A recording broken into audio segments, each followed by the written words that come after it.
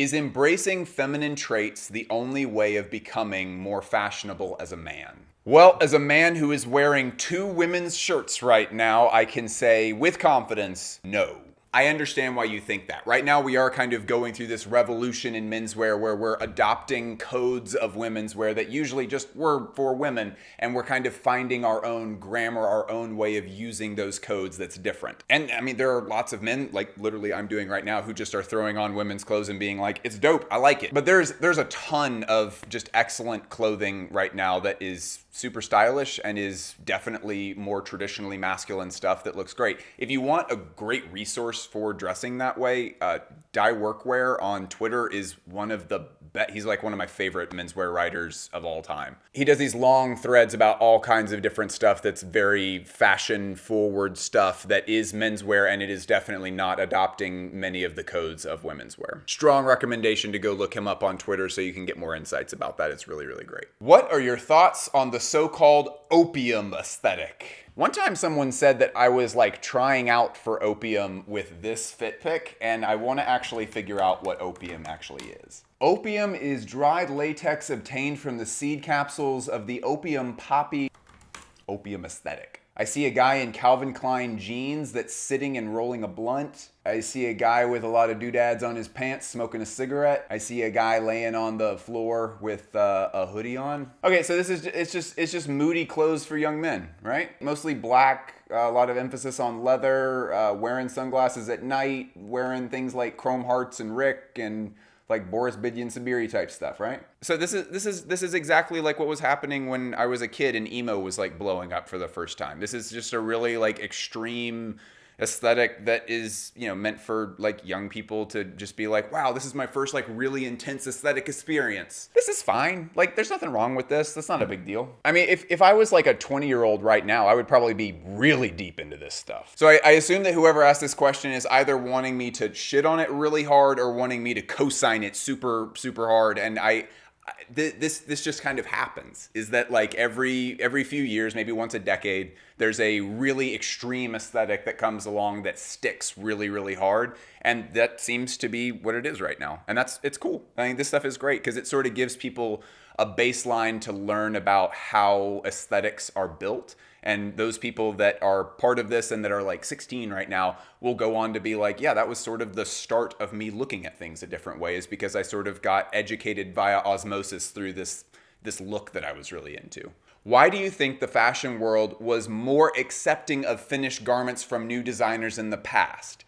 What's the current day obsession with perfect collections from day one? I think it's a few different things here. One of the primary examples that I can think of that backs up your assertion that you're setting up here is Martin Margiela, where his first collection, which was spring-summer 1989, there were a ton of clothes being shown in that collection along with tabby boots, and the buyers could not place orders for any of the clothes at all. The only thing they could place orders for was the shoes. And yeah, a lot of that collection was very unfinished. There are lots of things that even I, as someone who is so obsessed with Margiela that I've done a multi-year series about his work, there are plenty of things that you can criticize that collection for being unfinished in an unpurposeful way. Lots of things that were unfinished in a very purposeful way, but it was new stuff. Like he was working from ground zero. He had almost no budget, and so we can't finish things and make them all look luxurious, and everything can't be made of alpaca. But now it does seem like the determinant for whether or not this is good quality clothing is very much has to do with finishings and little details of manufacturing. Instead, people expect a lot of a designer coming out of the gate now, and I think a lot of that is just because we need ways of sifting through quality versus not quality because there are so many new brands in the market. Is that always a fair assessment? No. That means that it was probably easier if you were able to get through all the gatekeeping and become a new designer back in the 80s or the 90s, it probably was easier to get your start back then. The difference with that is that now once you're through that gatekeeping and you've started the brand, it is harder to be noticed because there are so many other people that have gotten through the gatekeeping. The difference here is that the gatekeeping back then was just super duper intense. Something also to note is that if it's not finished, it makes determining the quality of the ideas much more difficult. That's a great point.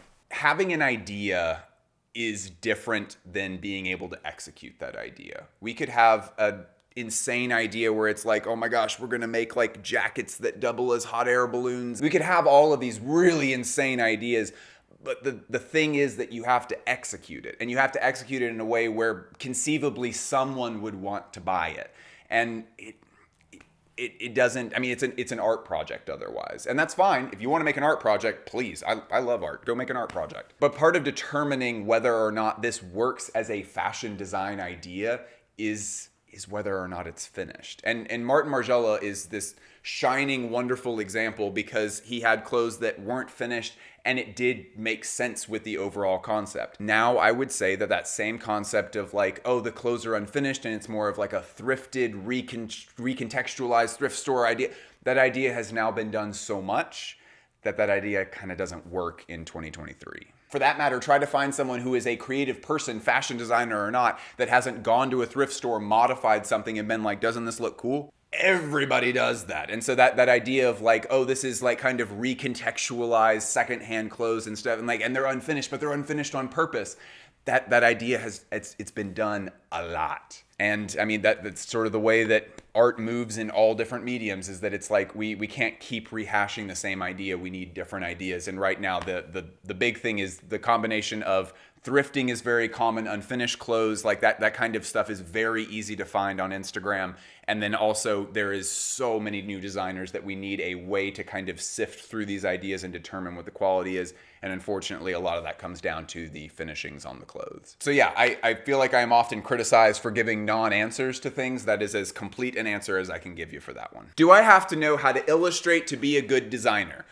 No. I think the short answer there is no. You should not make clothes because you like don't know how to draw. Here's the deal. I would say, coming from the perspective of I don't design clothes at all, I just spend all of my time thinking about clothes as a fashion critic, and I spend a lot of time with designers. This lighting is killing me right now. This is the price that you pay. If you want the cool background, we're not on a sound stage. Sorry.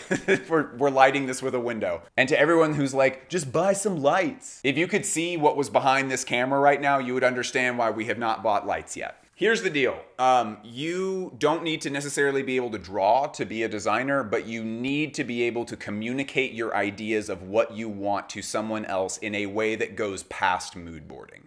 If the only way that you're able to express yourself to your manufacturers or to people who are helping you put a collection together is just to show them pictures from Pinterest and be like, make it like this, but a collar like this, that's not enough. That's not enough. That is really going to bring a lot of weaknesses into the process of you making something. Learn to draw, learn Photoshop, learn how to put 3D modeling program stuff. Do something to communicate your ideas that is your idea and not depending fully on, let me find a picture of the kind of collar I want. That's not going to work. And if you're starting from a place of like, oh, I really want to be a fashion designer, but I don't know how to do like Photoshop, Illustrator, I can't draw, and I don't know any 3D modeling programs, that's fine. And I actually think it will be a really good part of your creative learning experience to learn that on the run. You don't need to take a year off and just learn to draw. What you need to do is you just need to learn enough Photoshop, you need to learn enough of the 3D modeling, whatever. You need to learn how to sketch well enough to be able to produce those ideas on your own. You don't need to stop everything else and just learn to do that. You need to be doing that on the run while you're making other things. Case in point, when I started this channel, I had no idea how to edit video. I was shooting on my phone, and the audio was coming through the phone. I was lighting it with a window, and I was editing on the same phone, which was an iPhone 10 at the time. I was editing on an iPhone 10 in iMovie. That was a wretchedly inefficient way of doing that looking back now, but that's all I had. Those are all the resources I could afford. That's all I could do. And so I just started, and I learned video editing as I go. I now work in Premiere with plugins and stuff, and it's great. Still struggling with the lighting thing, as you can see. But I mean, as y'all have seen this grow, we've done all the video editing ourselves. Me and my partner do it now. I was doing it alone when I first started, and then she came into my life and everything got better, including the work, but not primarily the work. Learn it on the run. You can do it. Just pick it up, use it as you need it. It's a tool. Just use it to communicate ideas. What is one fashion accessory you cannot live without? I'm so excited to talk about this. These are my keys, and this is the accessory that I cannot live without. This is called a frog clip. It's made by an Italian company called Kong. I think it's Italian. Yep, made in Italy.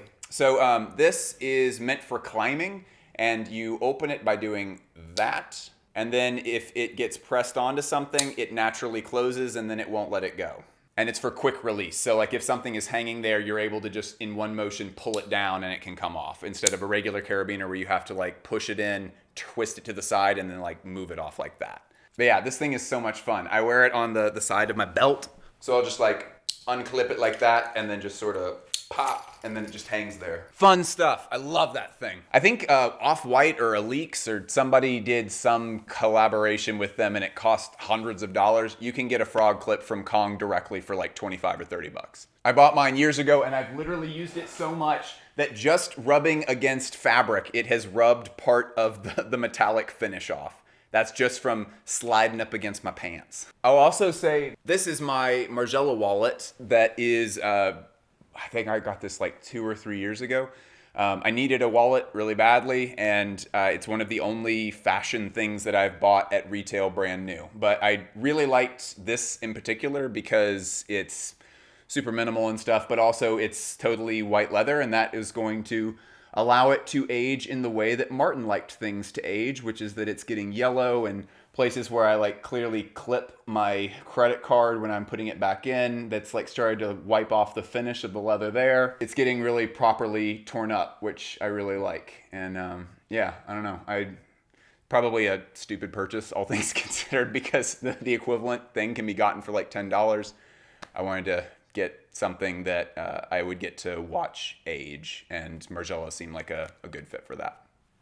Those are probably the two accessories that are closest to me because they're tools that I just use. My fingers are constantly touching them, so I've kind of built up a great closeness to them. Thoughts on Tom Ford's retirement? I mean, Tom Ford has always sort of been a more classic idea of a designer. He's gone on record saying that he really doesn't like making stuff that's super out of the box and super crazy. He just likes making beautiful, elegant clothes that sort of fit the wearer. I think a lot of, and I don't mean this in a bad way, but I think a lot of what Tom Ford was doing as a brand that was independent of Gucci was just sort of carrying on the legacy of elegance and luxury that was there at Gucci. If you've ever been into a Tom Ford store, what they mostly are making is the most extremely like high quality luxury elite version of very simplistic clothes. There's exceptions, of course. They have like fun projects where they do like really quirky, crazy stuff.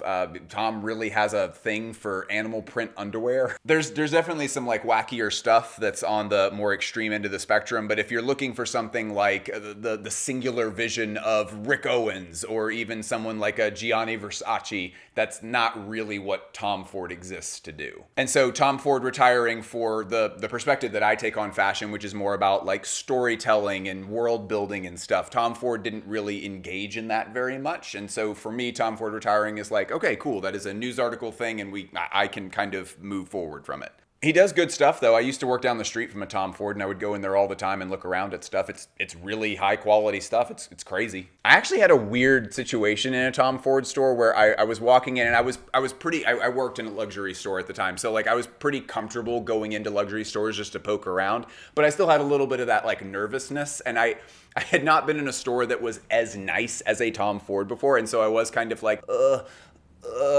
just like the weird feelings that you get when you go into a luxury store and you kind of feel like you don't belong there. So the sales reps that were there, because we all like worked in the same neighborhood and stuff, I had met them at least once before, and they were super chill about everything, and they were like, yeah, you should try on these boots. These would look really cool on you. And I was like, oh, that's okay. And he was like, dude, I'm not pressuring you to buy anything. Just the boots are cool. You should try them on. Okay, yeah, cool. I'm not nervous to do that. I'll try the boots on. They're $12,000. I don't feel weird about that. I'll just put them on my feet and wear them like a normal person. So I'm like trying the boots on. I'm like seated to try the boots on, and what I didn't realize is that the pants that I was wearing at the time had a hole in the pocket, and I had change in that pocket from lunch. And so I like stood up wearing these boots, a quarter and 2 nickels and like 5 pennies like clanked out of my pocket onto this marble floor.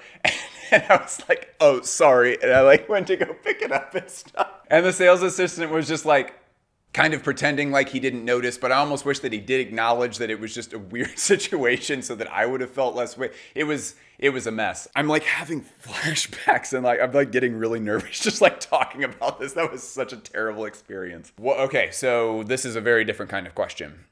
If you, I think meaning me, Bliss, if you were to look at your entire body of work in 30 to 40 years, do you hope that your work has had a bigger impact on your followers or on the fashion industry? I talked about this briefly once, but I usually don't like talking about like my super long-term goals for the channel because it can sound kind of self-important. But the reason that I am here and working like 85 hours a week on this channel. I am doing this so that there is a helpful resource for understanding the culture of fashion during the time that I'm working. It's really, really hard to understand fashion from the 80s or the 90s in any kind of coherent way because people were writing to an audience of people that were already there in the 70s, 80s, or 90s at the time.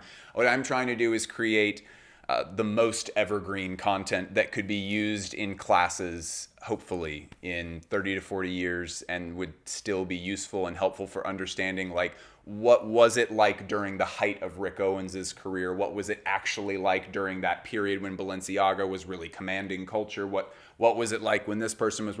I want to be helpful to those people in the future. So ultimately, I don't think that aiming for like I want to change the fashion industry is helpful. If I have to choose between those two things, I would hope that it's having an impact on students that are in school right now, because ultimately the industry will be led by you all. So because I am not I'm media. I'm kind of separate from the industry in that way. I'm not managing factories. I'm not managing teams of designers. I'm certainly not designing anything.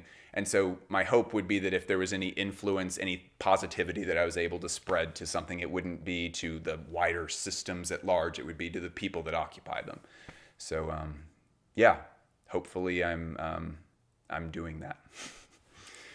I am imperfect in just about every way. So I'm still working on it all the time. But yeah, I guess if you're asking, that's the ultimate goal, is to impact people. That's it. I appreciate you all. I love you so much. I'll talk to you later. Goodbye.